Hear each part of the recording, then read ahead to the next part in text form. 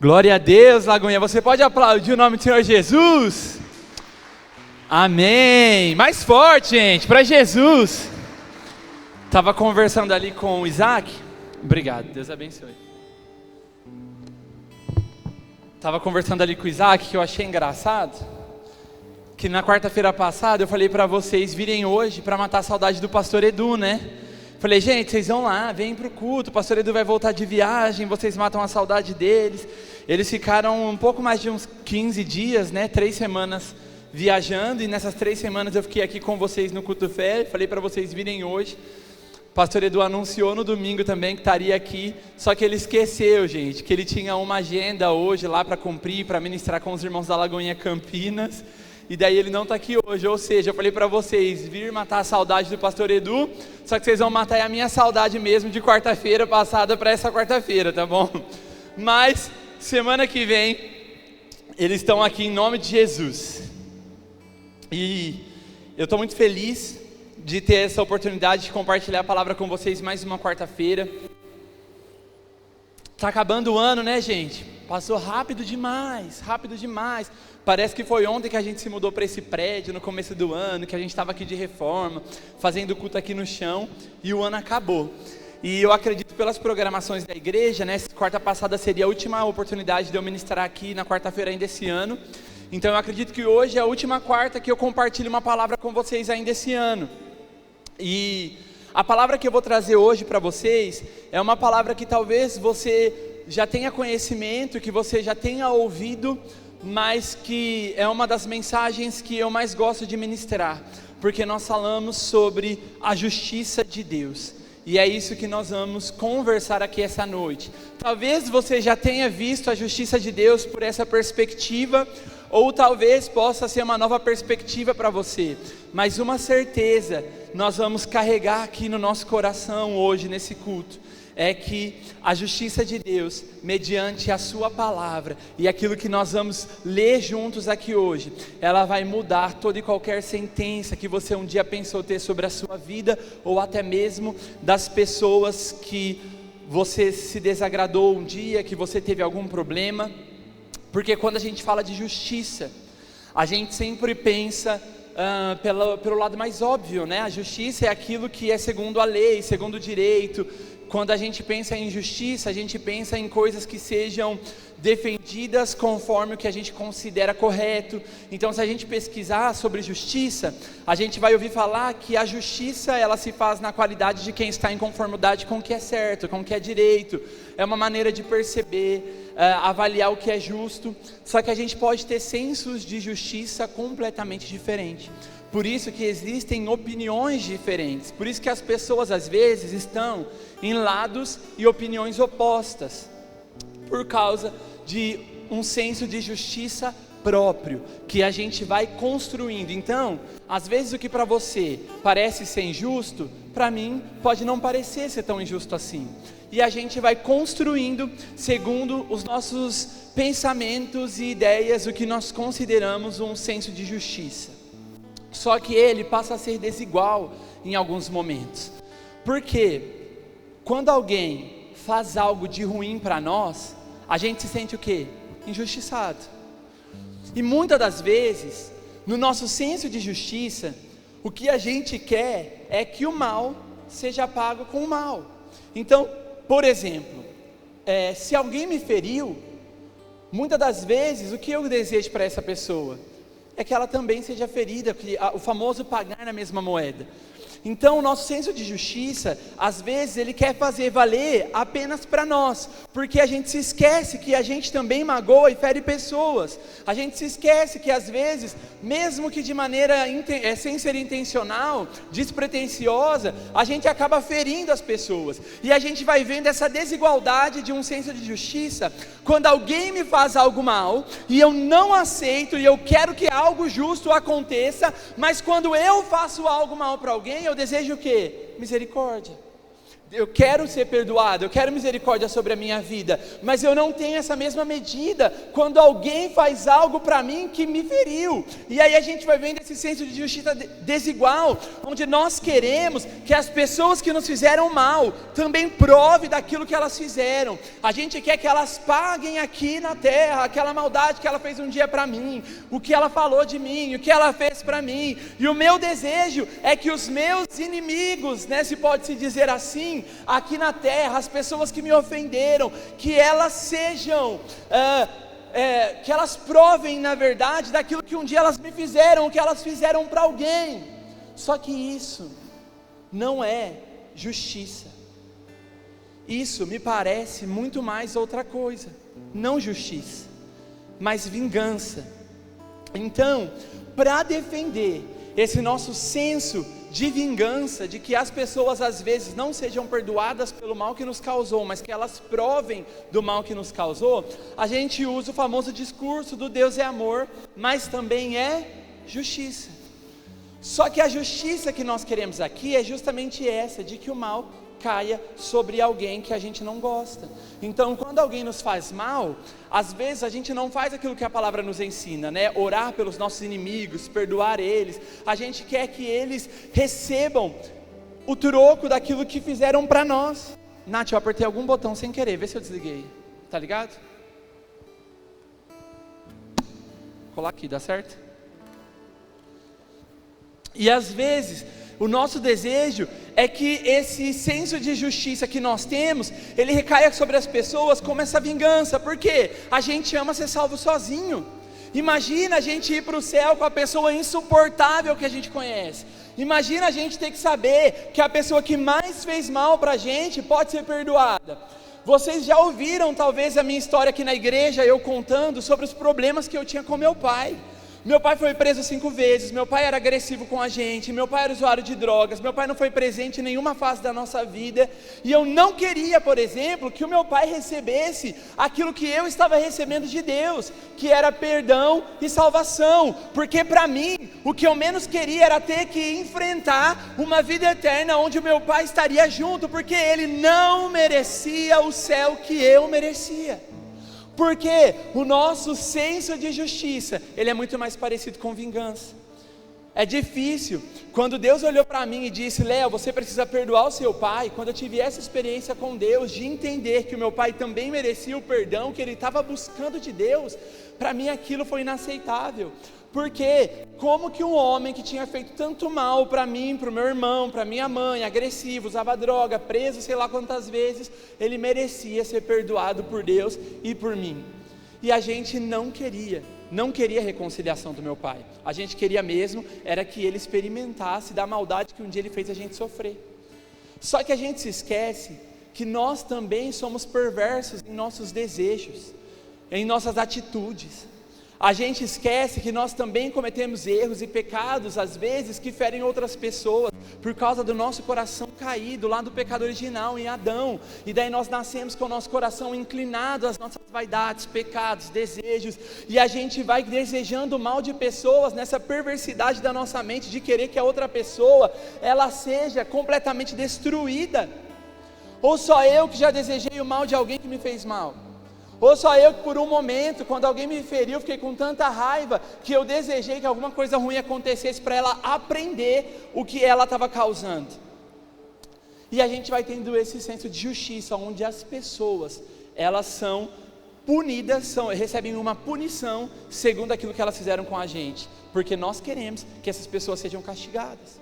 E eu não estou dizendo para vocês que vocês não têm o direito de usar, por exemplo, das leis que nós temos aqui, da justiça que nós encontramos aqui na terra. São coisas diferentes que a gente vai falar hoje, porque em Romanos 13, no capítulo 1 e 2, nós vamos ler, na verdade Romanos 13, no versículo 1 e 2, nós vamos ler que toda autoridade é constituída por Deus. Então as leis ajudam a trazer senso moral, ético, sobre a população, sobre as pessoas, mas o que nós vamos falar hoje é sobre a justiça que não provém do coração humano, mas a justiça de Deus. E para isso eu quero que você abra sua Bíblia comigo, lá em Colossenses, no capítulo 1. Nós vamos ler o versículo 21, 22 e 23. Colossenses 1, fala assim: antes vocês estavam separados de Deus e eram inimigos dele, por causa da disposição interior e do mau procedimento de vocês. Contudo, agora ele os reconciliou pelo corpo físico de Cristo, por meio da morte, para apresentá-los diante dele, santos, sem culpa e livres de toda acusação. Desde que continuem alicerçados e firmes na fé, sem se afastar da esperança do Evangelho que vocês ouviram e que tem sido proclamado a todos os que estão debaixo do céu.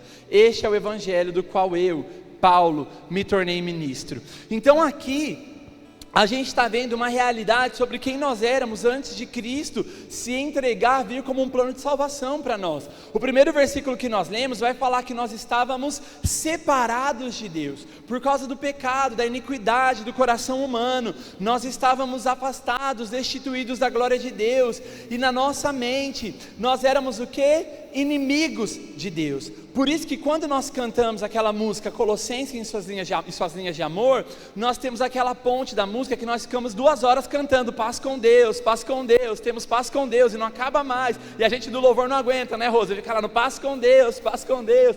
Só que o que essa canção está nos ensinando é que nós, antes do sacrifício de Cristo, não poderíamos ter essa paz que nós temos hoje plena com Deus, porque primeiro, Deus não negocia com o pecado, o caráter de Deus não aceita pecado, e nós éramos inimigos de Deus. Nós não tínhamos então oportunidade de paz com Deus pela força do nosso braço, pelos méritos das nossas obras, pelas coisas boas que nós faríamos para Deus, porque em nós não havia bondade alguma.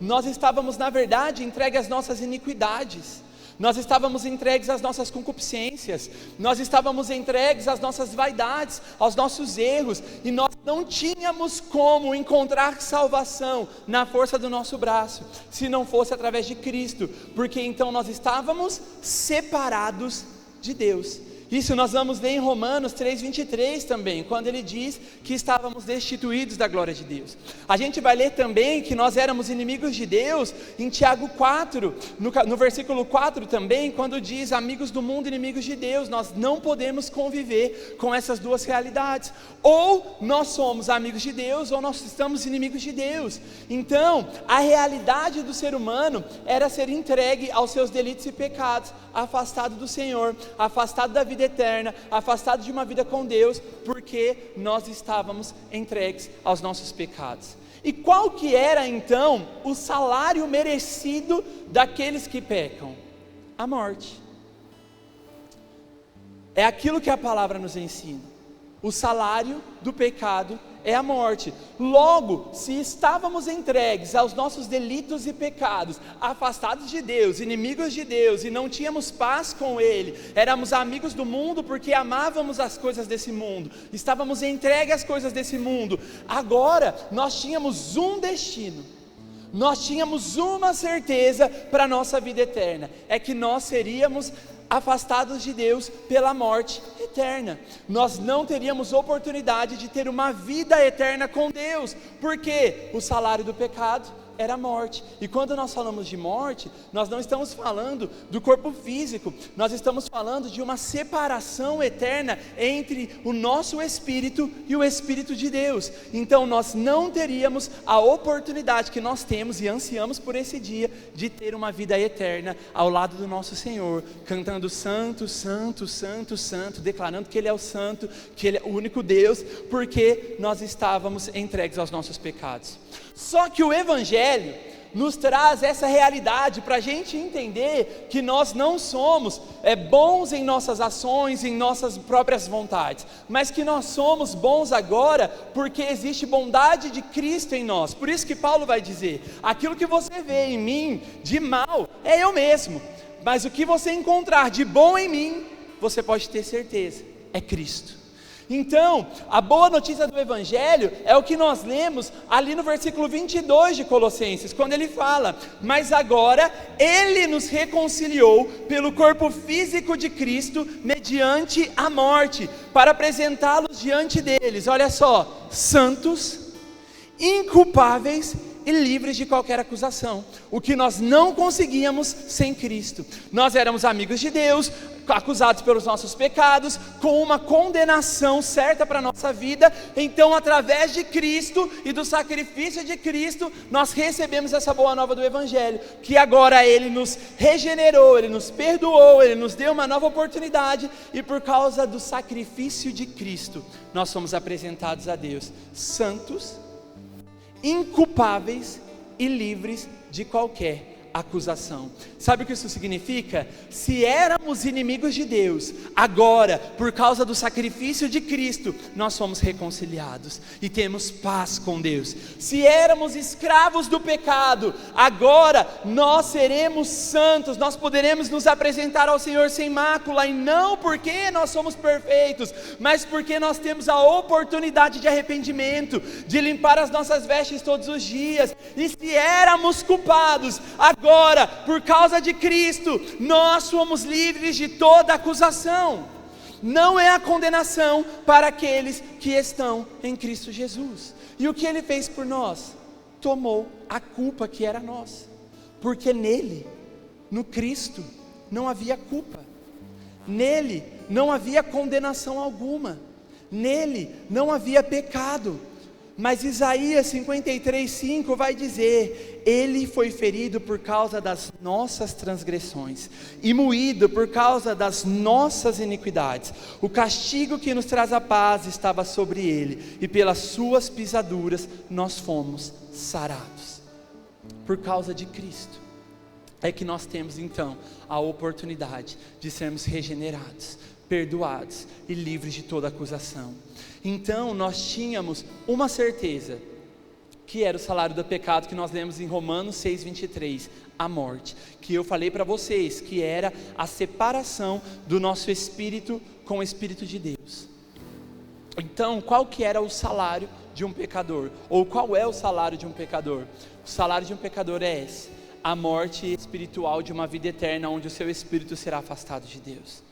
Só que daí Cristo, que não tinha pecado, não deveria conhecer a morte, porque Ele é Deus, Filho de Deus. Então como que Ele experimenta a morte, já que a morte é um salário para quem peca, e nele não havia pecado algum? A palavra nos ensina: Ele toma sobre si o pecado da humanidade.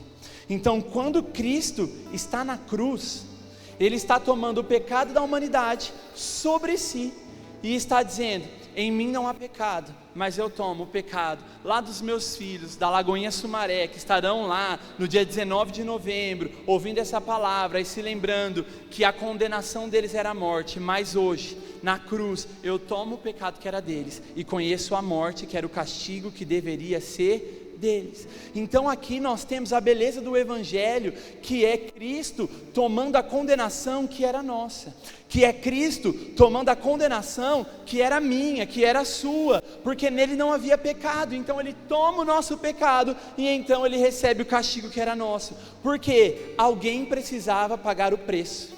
E aí então nós conhecemos o que é justiça de Deus, porque Deus, em seu caráter, não negocia com o pecado.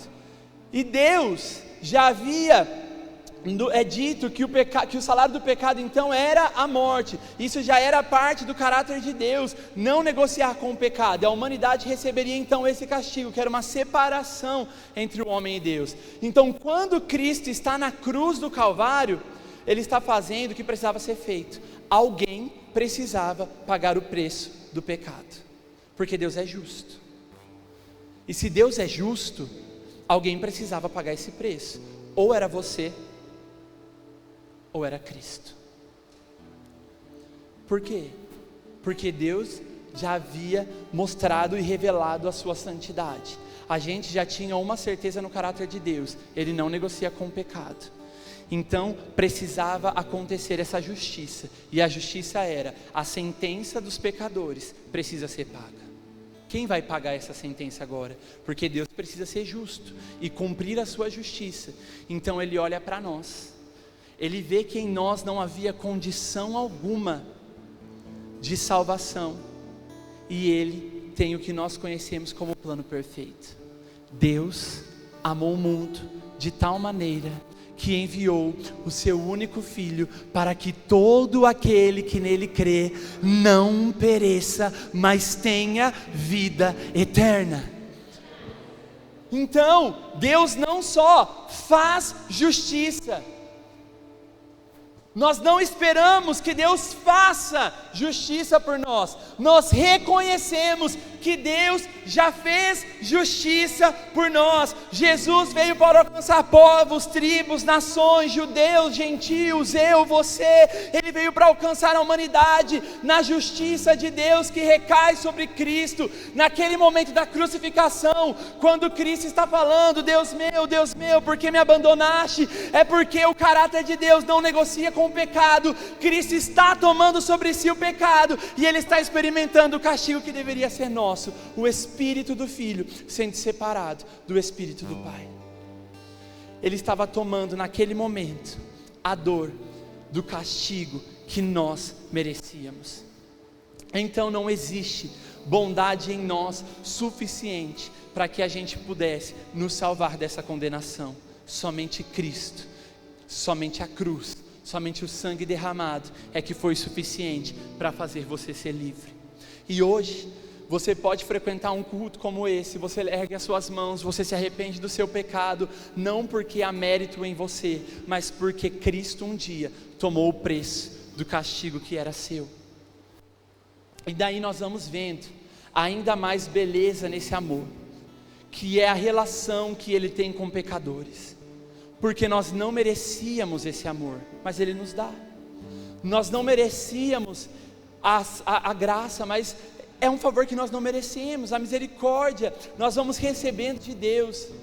E mesmo que a gente erre no caminho, mesmo que a gente peque no caminho, mesmo que a gente faça algo errado no caminho, nós temos a oportunidade de um arrependimento, porque Deus não rejeita um coração contrito.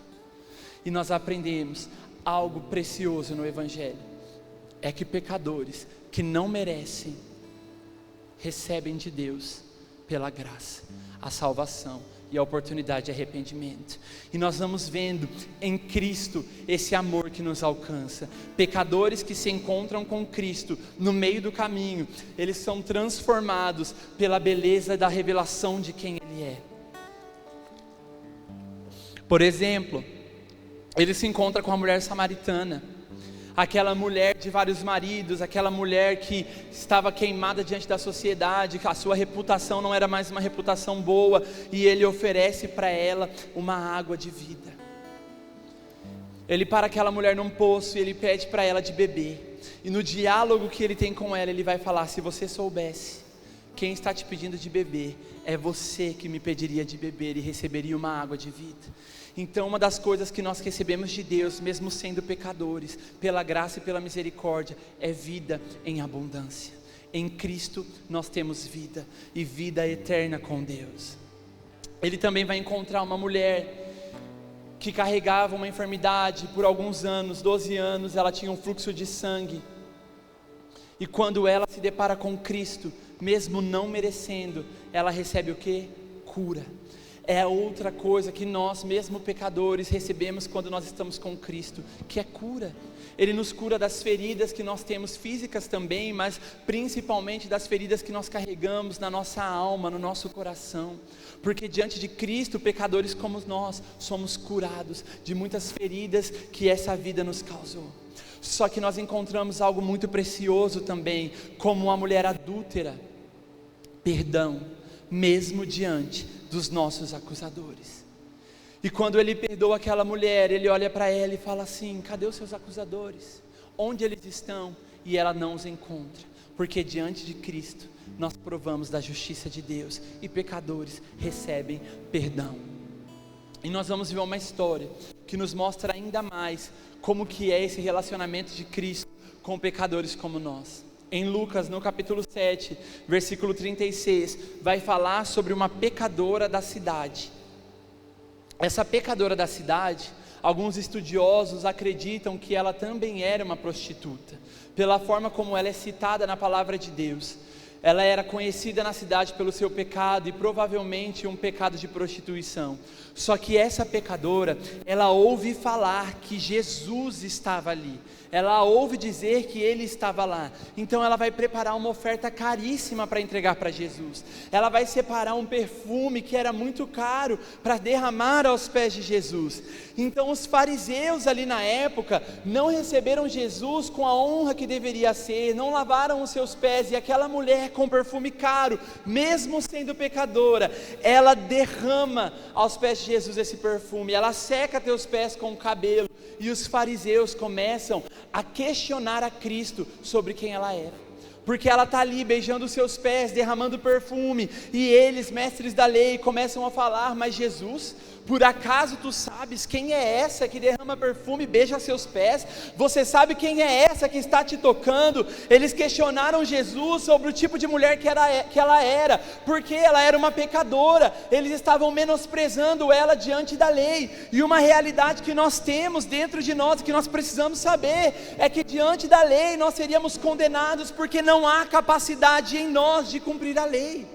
Não há capacidade em pecadores como nós de cumprir a lei. Por isso Cristo veio com a dispensação da graça, mas nele se cumpre a lei. Ele não anula a lei, mas ele cumpre para que nós pudéssemos não ser condenados. E apesar da graça de Cristo, ainda temos que lidar com as pessoas que questionam a nossa mudança de vida, aquilo que nós fizemos no passado, quem nós somos um dia, que duvidam da transformação de Cristo na sua vida, pessoas que ainda se lembram de você pelas coisas que você fez. E aí, assim como aquela mulher, nós vamos sendo menosprezados pelas pessoas que se sentem mais santas, que se sentem mais perfeitas, pelas pessoas que vão nos acusando pelos erros que nós cometemos na vida e deturpando a nossa identidade, que é filho de Deus, porque daí nós vamos sendo conhecidos pelas histórias que nos marcaram. Daí você é conhecido pelo seu divórcio que você um dia teve, você é conhecido pelo pecado que um dia você fez, você é conhecido pelos erros que um dia você cometeu, e ali eles estavam focados em quem aquela mulher tinha sido, ou os pecados que ela havia cometido, indignado que Jesus estava deixando com que aquela mulher derramasse essa oferta, tocasse os seus pés, beijasse os seus pés. Só que Cristo ali, diante desses fariseus, ele vai dizer para eles, algo muito precioso, porque quando ele é questionado sobre os pecados daquela mulher, ele vai dizer sobre a profundidade da ação daquela mulher, porque ela sabia quem estava recorrendo, ela sabia os pés de quem ela estava lavando, ela sabia nos pés de quem ela estava se prostrando. Às vezes nós estamos interessados demais nas mãos de Deus, naquilo que Ele pode nos dar, quando nós esquecemos que o mais precioso que nós podemos fazer é estar prostrados diante dos seus pés, porque ali nós encontramos perdão, ali nós encontramos restauração, ali nós encontramos cura. E aquela mulher sabia diante de quem ela estava. Os fariseus questionavam a sua identidade, falavam do seu pecado, lembrava ela, mas Cristo vira para eles e fala assim: deixa eu falar uma coisa para vocês. Quem muito é perdoado, muito ama. E aquela mulher estava demonstrando, na atitude dela, ofertando a Cristo onde estava o seu coração. E nós aprendemos com ele, que quanto mais perdoado nós somos dos nossos pecados, mais amor nós conseguimos oferecer para o Senhor, para as pessoas que estão ao nosso redor, porque nós começamos a entender que a gente não está aqui para acusar o pecado da vida alheia, mas perceber o quão perdoado nós fomos. Daí eu começo a entender que para mim não importa o que o meu irmão do lado fez no seu passado, ele foi regenerado, ele foi perdoado. Se ele se arrependeu, existe uma nova chance para ele.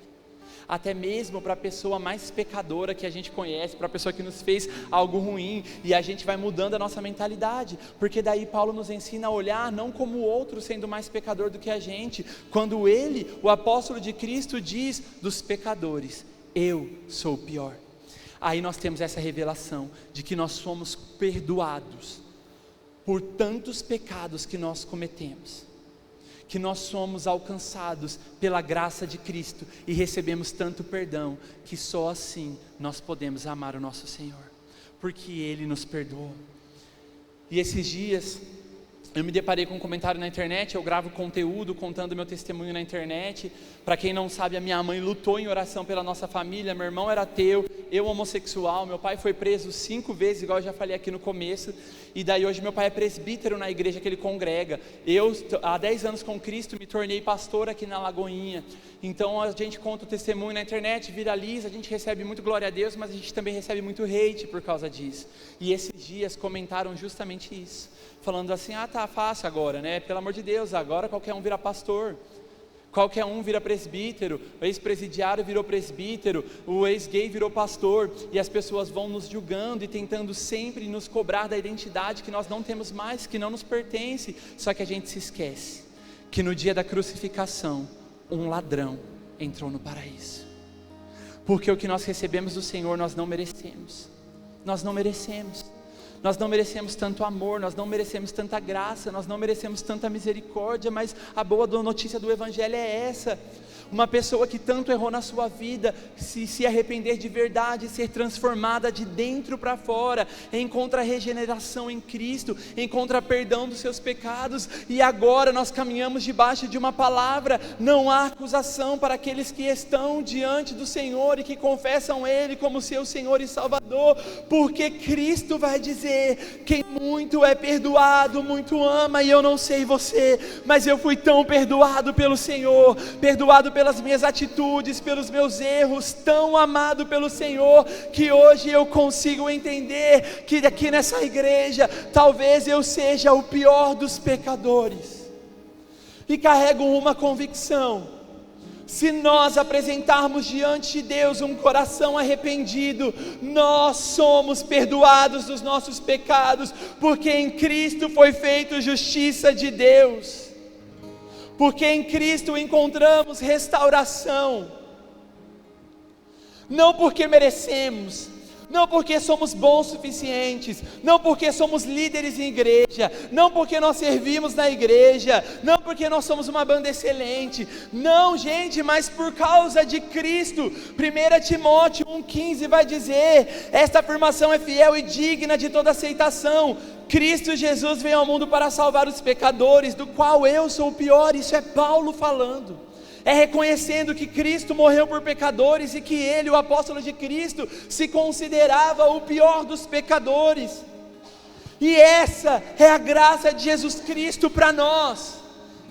Pessoas que não merecem encontram perdão e salvação diante dele. Não tem mais acusação sobre nós diante de Cristo. As pessoas nos acusam, as pessoas podem te apontar, as pessoas podem falar do teu passado, as pessoas podem falar do teu erro, as pessoas podem dizer algo sobre você, sobre o que você cometeu, mas você pode caminhar com a convicção de que Deus não rejeita um coração contrito. E se você está arrependido, regenerado, confessou a Cristo como teu Salvador, único e suficiente Salvador, você está livre e perdoado de toda a acusação, por causa de Cristo e do seu sacrifício.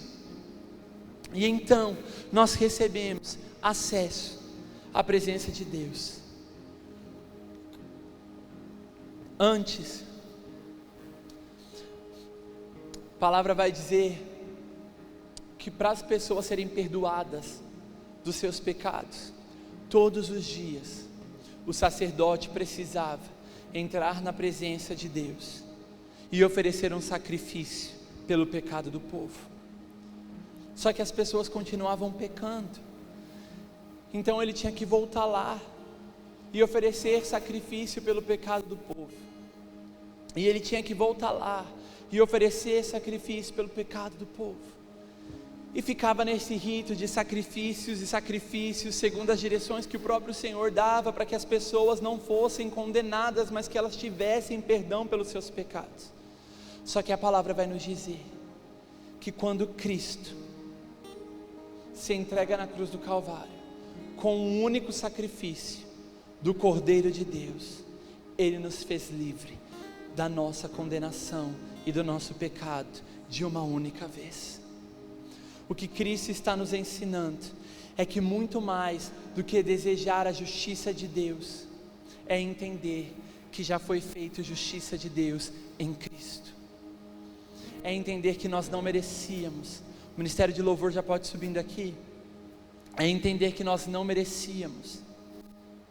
É entender que nós éramos condenados e fadados a essa condenação eterna, que não existia força em nosso braço para nos salvar.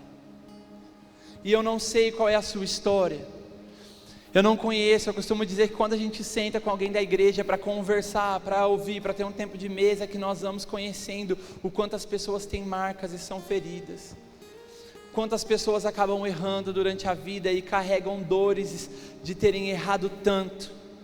Mas a convicção que nós temos é que Ele, com um único sacrifício, nos fez livre de toda condenação do pecado. Então o que eu quero dizer para você hoje, o que eu quero dizer para você, é que nós estamos próximo ao final de ano, chegando à comemoração de Natal, e que você nunca se esqueça, que você é livre da condenação e da morte, porque Cristo sofreu o castigo que era teu, e que até mesmo para as pessoas que te feriram, foi feita justiça de Deus, que Ele morreu para que pecadores como nós fôssemos redimidos e perdoados. Então justiça de Deus não é ver as pessoas que me feriram recebendo também o mal com o mal, porque eu também merecia receber maldade baseada no senso de justiça próprio. Eu também merecia receber castigo pelos atos ruins que eu fiz, mas porque em Cristo foi feito justiça de Deus, é que nós podemos ser livres. Se coloca de pé no seu lugar. Hoje você é livre de qualquer condenação. Hoje você é livre desse salário do pecado, por causa do sacrifício de Cristo por você. E eu quero te lembrar algo, antes de encerrar essa mensagem, que você leve isso no seu coração. Não existe bondade em nós, não existe nada que nós pudéssemos fazer para nos salvar, não existe nada que você pudesse fazer para se livrar dessa condenação. Que você se lembre para sempre que é somente Cristo, que você só é livre do pecado por causa do sacrifício de Cristo, que você só é livre da condenação porque Cristo morreu em seu lugar. Cristo, somente Ele. Nós vamos cantar essa canção e depois nós vamos orar juntos. Eu não sei quais são as feridas que você tem, eu não sei quais são as marcas que você carrega, eu não sei qual é o pecado que você cometeu, eu não sei pelo que você é lembrado, nem o que tem deturpado a sua identidade. Talvez o diabo ainda lança sobre a sua mente algumas acusações das coisas que você fez, dos erros que você cometeu. Talvez o diabo ainda lança na sua mente algumas acusações, deturpação de identidade. Você é conhecida pelo seu pecado, conhecido pelo seu pecado. As pessoas ainda te chamam e te lembram daquilo que um dia tanto te deu vergonha. Mas Deus está dizendo para você: eu restauro a sua identidade, porque você é filho amado de Deus, porque em Cristo foi feita essa justiça por você, e o castigo que você merecia, agora você não recebe mais, porque você recebeu de Cristo amor,